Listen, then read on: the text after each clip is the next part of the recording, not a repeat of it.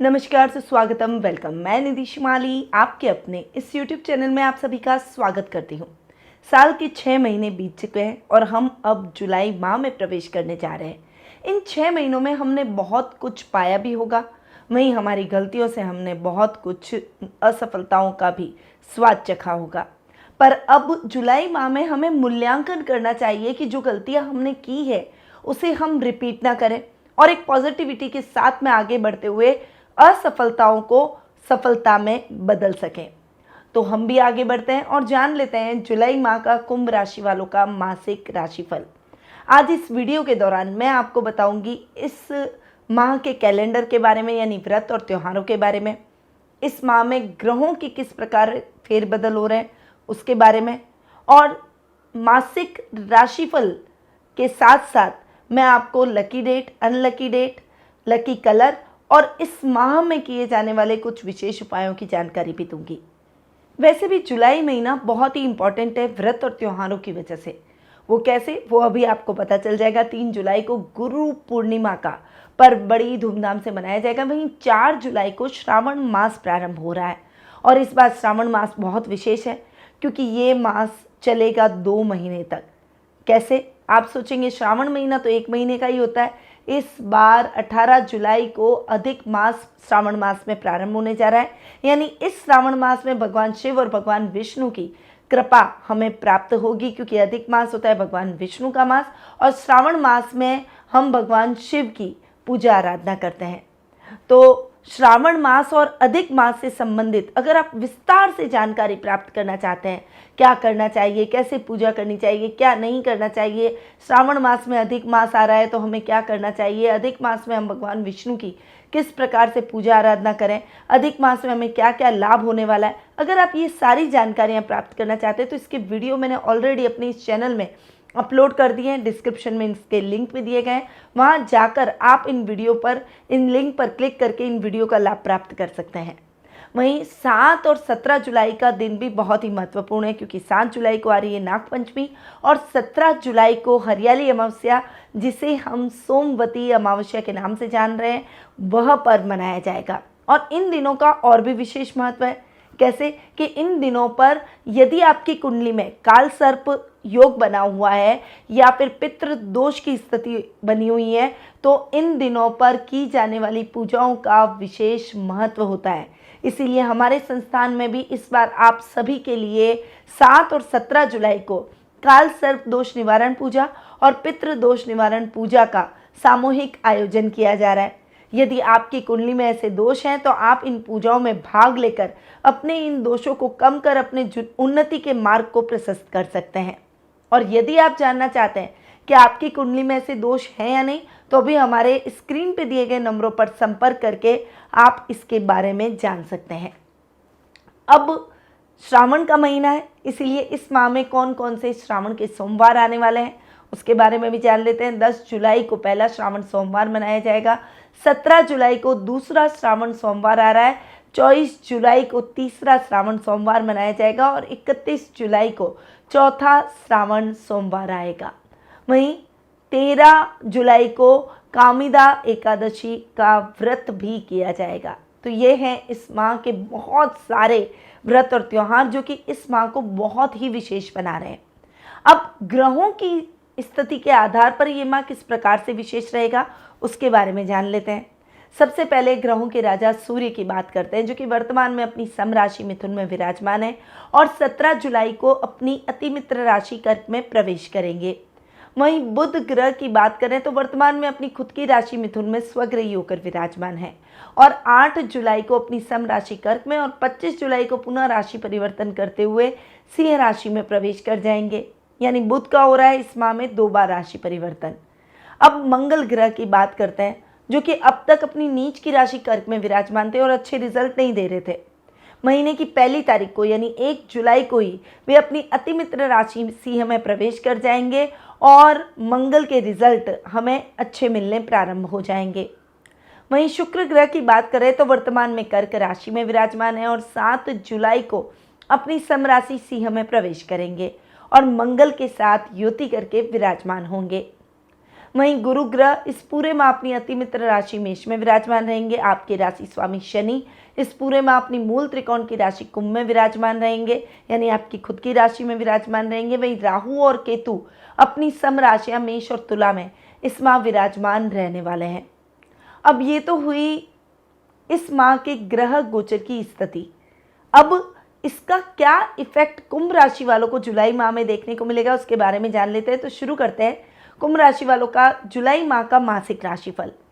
और इस राशिफल की शुरुआत में मैं आपको बता दूं कि ये जो मैं आपको राशिफल दे रही हूँ ये चंद्र गणनाओं पर आधारित है और आपकी राशि और लग्न दोनों के हिसाब से समान रूप से प्रभावशाली है।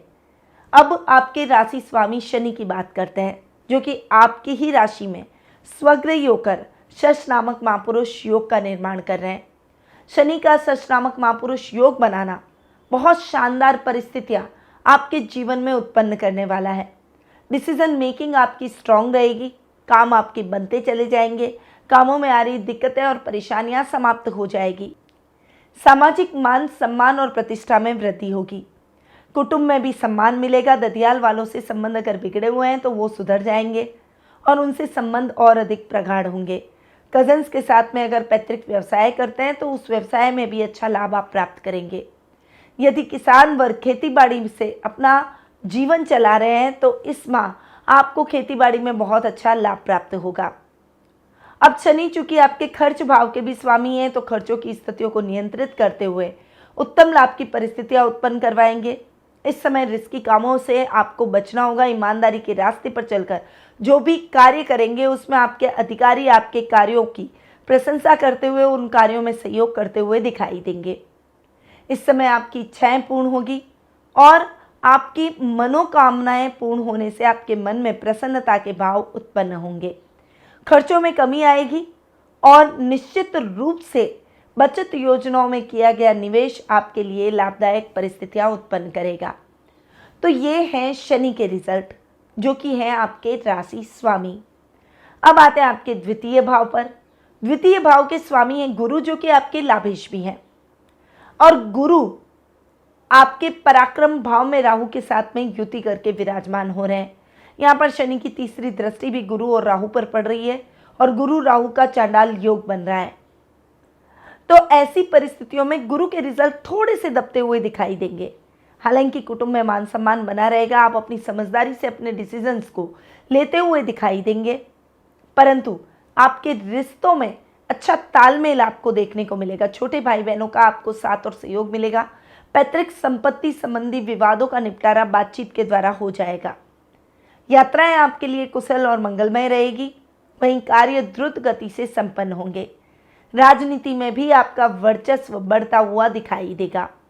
काम जो कि अब तक अटक रहे थे वो अब द्रुत गति से होना प्रारंभ हो जाएंगे, क्योंकि राहु देते हैं थर्ड हाउस में बहुत अच्छे रिजल्ट। हालांकि थोड़े से गुरु के रिजल्ट आपको अटकाव के साथ मिलेंगे, पर उसके बावजूद भी मिलेंगे जरूर, यानी मेहनत का यथेष्ट फल जरूर प्राप्त करेंगे। गुरु आपके लाभ भाव के भी स्वामी हैं, इसलिए लाभ की स्थितियों को भी उत्तरोत्तर बढ़ाएंगे, क्योंकि अपने से पंचम जाकर बैठे हैं। इसलिए लाभ की स्थितियों को बढ़ाते हुए गुरु आपको अच्छे और सकारात्मक परिणाम दिलवाएंगे। यहाँ पर उत्तरोत्तर लाभ आप प्राप्त करेंगे। आपका लेवल और सर्कल बढ़ता हुआ दिखाई देगा। सामाजिक मान सम्मान में बढ़ोतरी होगी। कार्य द्रुत गति से संपन्न होते चले जाएंगे। समाज में आपका सम्माननीय स्थान रहेगा। बड़े भाई बहनों का आपको पूरा सहयोग प्राप्त होगा। किसी बड़े संकट से निपटने में उनकी विशेष सहायता आपको मिलेगी, यानी वे आपके लिए बहुत हेल्पफुल रहेंगे। तो गुरु के रिजल्ट आपके धन और लाभ दोनों स्थानों के हिसाब से ठीक रहेंगे। अब आते हैं आपके सुख भाव पर। आपके सुख स्थान के स्वामी है शुक्र, जो कि चतुर्थ स्थान है और शुक्र आपके सुखेश होने के साथ साथ भाग्येश भी हैं, यानी एक केंद्र और एक त्रिकोण के स्वामी हैं। शुक्र आपकी कुंडली में हो गए योग कारक ग्रह, 7th हाउस में जाकर बैठे हैं और यहाँ पर शुक्र का आपके सप्तम भाव में जाकर बैठना आपके सुखों में निरंतर वृद्धि करेगा। वहीं मंगल के साथ युति, यानी आपके सुखेश और कर्मेश की युति भी आपके लिए विशेष लाभदायक परिस्थितियां उत्पन्न करेगी। इस समय आप अपने घर में लग्जरी बढ़ाते हुए दिखाई देंगे, यानी घर में लग्जीरियस आइटम्स की खरीदारी होगी, इलेक्ट्रॉनिक गैजेट खरीदे जाएंगे, वहीं घर के रिनोवेशन पर भी कुछ पैसा आप खर्च करेंगे। परंतु इससे आपका बजट बिगड़ने की संभावना नहीं है। इस समय आपकी माँ के साथ आपके संबंध और अधिक प्रगाढ़ होते हुए दिखाई देंगे, रिश्तों में मिठास रहेगी और दाम्पत्य जीवन का भरपूर सुख और आनंद आप प्राप्त करेंगे। विवाह में आ रही बाधाएं दूर होगी। वहीं भाग्येश भी शुक्र हैं और भाग्य स्थान में केतु बैठा है, थोड़ा सा कहीं कहीं अटका सकते हैं, पर जब भी आप इन्वेस्टमेंट करें तो सोच समझकर निवेश करें। अपने अनुभवी मित्रों से सलाह ले सकते हैं, घर के अनुभवी व्यक्ति से सलाह ले सकते हैं, किसी बड़े से सलाह ले सकते हैं, परंतु सलाह लेकर ही आगे बढ़ें। जल्दबाजी में कोई भी निर्णय न करें। इस समय अधूरे पड़े हुए कार्य द्रुत गति से संपन्न होंगे। यात्राएं आपके लिए सुखद और मंगलमय रहेगी। धार्मिक कार्यों में आपकी रुचि बढ़ेगी। धर्म कर्म के कार्यों में आप मानसिक शांति की अनुभूति करेंगे। जो युवक युवतियां नौकरी की तलाश कर रहे हैं, उनकी तलाश खत्म हो जाएगी, अच्छी नौकरी मिलेगी। वहीं जॉब छोड़कर नया जॉब करना चाहते हैं तो उनके लिए ये समय बहुत ही अच्छा और उपयुक्त रहेगा। तो शुक्र के रिजल्ट आपके लिए बहुत ही शानदार और प्रसिद्धिदायक रहेंगे, सफलतादायक रहेंगे। अब आते हैं आपके पंचम भाव पर। पंचम भाव के स्वामी हैं बुध, जो कि अपने से एक घर आगे जाकर बैठे हैं। हालांकि रोग भाव में बैठे हैं और बुध का रोग भाव में जाकर बैठना अच्छा नहीं, क्योंकि बुध एक सौम्य ग्रह है। पर चूंकि अष्टमेश है, अष्टमेश षष्टम में जाकर बैठे हैं, ये आपके लिए अच्छा है। पर पंचम भाव के स्वामी अपने से एक घर आगे बैठे हैं, वो भी आपके लिए ठीक ठाक रहेगा। तोल मोल कर चलेंगे तो डेफिनेटली सफलता पाएंगे। कर्म प्रधान रहना होगा, काम में अधिकता आपको लानी होगी और एक डेडिकेशन के साथ में पढ़ाई करनी होगी। जो छात्र छात्राएं अपने लक्ष्य का पीछा कर रहे हैं, उनके लिए ये समय बहुत ही उपयुक्त रहेगा। सीए, सीएस, अकाउंटिंग या फिर कॉमर्स के स्टूडेंट्स के लिए ये समय उत्तम सफलतादायक रहेगा। वहीं साहित्य और कला के क्षेत्र से जुड़े हुए लोगों को मान सम्मान की प्राप्ति होगी और संतान की तरफ से शुभ समाचारों की प्राप्ति होगी। बुध चूंकि अष्टमेश है, इसीलिए अचानक धन लाभ के योग बनेंगे। यात्राएं आपके लिए सुखद और मंगलमय रहेगी। गुप्त शत्रु समाप्त हो जाएंगे। कार्यों में सफलता के पूर्ण योग बनेंगे। यहाँ पर जानवरों से सावधान रहने की आवश्यकता रहेगी और अपने सामान का विशेष रूप से ध्यान रखना होगा, क्योंकि यात्रा या प्रवास के दौरान यदि आपने अपने सामान का विशेष रूप से ध्यान न रखा तो उसके चोरी होने की संभावना बनी हुई है। तो बुध की स्थिति हर तरीके से बेटर है, पर बुध चूंकि षष्ठम भाव में बैठे हैं, इसलिए सोच समझकर निर्णय लें, जल्दबाजी करने से बचें। अब आते हैं आपके रोग भाव पर। रोग भाव के स्वामी है चंद्रमा, जो कि माइग्रेन और सरदर्द की प्रॉब्लम दे सकते हैं। मानसिक तकलीफों में आपको प्रॉब्लम बढ़ सकती है, इसीलिए अपने स्वास्थ्य का विशेष रूप से ध्यान रखें। खासकर अमावस्या और पूर्णिमा के दिन आपको अपने स्वास्थ्य का विशेष रूप से ध्यान रखना होगा। स्वास्थ्य संबंधी समस्याओं से बचना होगा। इस समय आपके शत्रु पक्ष आपसे भयभीत रहेंगे। आपकी मनोकामनाएं और इच्छाएं पूर्ण होने से आपके मन में प्रसन्नता के भाव उत्पन्न होंगे। काम में भी आपकी उन्नति और तरक्की के रास्ते खुलते हुए दिखाई देंगे। अब आते हैं आपके सप्तम भाव पर। सप्तम भाव के स्वामी है सूर्य, जो कि अपने से 11वें जाकर बैठ रहे हैं। उसके बाद में 17 जुलाई को राशि परिवर्तन कर अपने से 12वें बैठेंगे, यानी आपके रोग भाव में बैठेंगे। सूर्य बुध का बुधादित्य योग बनेगा। यहाँ पर लाइफ पार्टनर का साथ और सहयोग आपको भरपूर देखने को मिलेगा। इस समय 17 जुलाई तक का जो समय है वो मेडिकल के स्टूडेंट्स के लिए भी बहुत ही अच्छा है। खासकर जो फार्मेसी का काम करते हैं, दवाइयों की दुकान लगा रखी है, इलेक्ट्रॉनिक आइटम का काम करते हैं, बिजली का काम करते हैं, या फिर आप सोने के व्यापारी हैं, व्यापार में आपको बहुत अच्छे लाभ की स्थितियां देखने को मिलेगी। मंगल और शुक्र यानी सुखेश और कर्मेश की युति भी आपके सप्तम भाव में हो रही है। ये युति भी आपके लिए शानदार सफलतादायक रहेगी। हालांकि जीवन साथी के साथ मतभेद हो सकते हैं। यहाँ पर आपकी दाम्पत्य जीवन, आपकी पर्सनल लाइफ थोड़ी सी प्रभावित होती हुई दिखाई देगी। शारीरिक सुख में कमी आएगी। मिसअंडरस्टैंडिंग भी एक दूसरे के साथ में हो सकती है। थोड़ा सा संभल कर चलने की आवश्यकता है। परंतु व्यापार के हिसाब से ये समय बिजनेस की अच्छी ग्रोथ को आगे बढ़ाता हुआ आपके व्यापार में आपको उत्तम सफलता दिलवाएगा। अब आते हैं आपके कर्म भाव पर, जिसके स्वामी है मंगल, जो कि शुक्र के साथ में युति करके विराजमान है। और कर्मेश और सुकेश की युति आपके लिए शानदार सफलतादायक रहेगी। नौकरी पेशा लोगों को प्रमोशन और इंक्रीमेंट मिल सकता है। पुलिस, सेना, नेवी जैसे अगर आप डेयरिंग जॉब में हैं तो आपको अपने अधिकारियों से अप्रिशिएशन मिलेगा। कोई मेडल आपको प्राप्त हो सकता है। आपकी सेवाओं को सराहा जाएगा। पिता का भी आपको पूरा साथ और मार्गदर्शन प्राप्त होगा। उनके सपोर्ट से आप अपने कार्यों में उत्तम सफलता प्राप्त करेंगे। बिजनेस में अच्छी ग्रोथ करेंगे। काम में कुछ बड़े अमेंडमेंट और बदलाव किए जा सकते हैं जो कि आपके लिए लाभदायक रहेंगे। तो ये है कुंभ राशि वालों का जुलाई माह का मासिक राशिफल। अब आते हैं कुछ शुभ तिथियों पर कि कौन सी तारीखें आपके लिए इस माह बहुत ही शुभ रहने वाली है। तो 6, 8, 13 से 15, 17, 22 से 24, 26 और 29 तारीखें आपके लिए बहुत ही लकी रहेगी। इसे आप लकी नंबर की तरह भी देख सकते हैं। अब आते हैं अशुभ तारीखों पर। इस समय आपको ध्यान देना होगा, वो है 1 से 5, 7, 9 से 12, 16, 18 से 21, 25, 27, 28, 30 और 31। ये तारीखें आपके लिए थोड़ा सा ध्यान देने योग्य है। इसे आप अनलकी नंबर के रूप में भी देख सकते हैं। अब आते हैं शुभ रंग पर। तो लाल, पीला और गुलाबी, ये तीनों रंग आपके लिए बहुत ही शुभ है। इन रंगों का उपयोग आप ज़्यादा से ज़्यादा बार कर सकते हैं। कोई भी शुभ या मांगलिक कार्य हो या इंपॉर्टेंट मीटिंग हो, आप इन रंगों के रुमाल भी अपने साथ रख सकते हैं। अब आते हैं इस माह के उपायों पर। चूंकि ये माह व्रत और त्योहारों से भरा हुआ है, यानी इस माह के उपाय भी होंगे विशेष। हरियाली अमावस्या के दिन महादेव को आंख या मदार के सफेद फूल चढ़ाएं। ऐसा करने से पितृ दोष समाप्त होता है। गुरु पूर्णिमा को बृहस्पति देव की पूजा आराधना और अपने गुरु को नमन जरूर करें। कामिका एकादशी के दिन भगवान विष्णु को भोग में पीले रंग की चीजें जरूर अर्पित करें।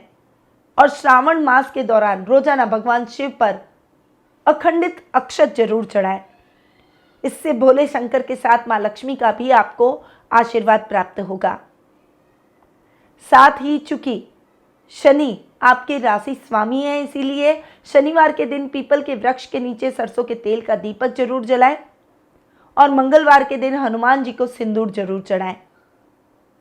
तो ये है कुछ उपाय जो कि आपके इस माह को बना सकते हैं उत्तम सफलतादायक। तो इन उपायों को अपनाकर आप अपने जीवन को सफल बना सकते हैं, इस माह को उन्नतिदायक बना सकते हैं।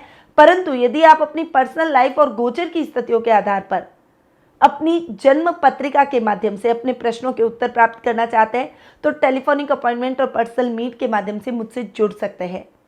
अधिक जानकारी के लिए स्क्रीन पे जो नंबर दिए गए हैं वहाँ आप कॉल करके या व्हाट्सएप करके संपर्क कर सकते हैं, या फिर मेरी वेबसाइट panditnmshrimali.com पर जाकर भी अपना अपॉइंटमेंट बुक करवा सकते हैं। अब मैं अपनी वाणी को यहीं विराम देती हूँ। स्वस्थ रहिए, व्यस्त रहिए, मस्त रहिए और हमेशा मुस्कुराते रहिए। जय श्री राधे कृष्णा।